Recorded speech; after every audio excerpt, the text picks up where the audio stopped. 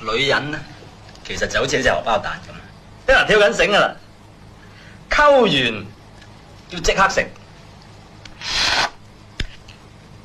食得咧就唔好嘥。唔使負責任噶嚇。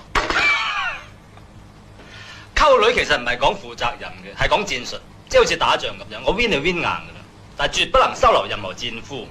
阿潘，男人係要落葉歸根，要結婚嘅。我100%支持婚姻制度啊！我認為一個男人結咗婚之後，應該死心塌地咁做個好老公嘅。聽到未啊？所以我死都唔肯結婚就咁解。賤格係淫蕩。李芳，你唔係啊！一個你又住家飯就唔食，要食外賣，你嘅仲衰，乜嘢狗屎垃圾你都執落口。你睇下你啊，成個雞蟲咁樣，你顧住發雞瘟啊你！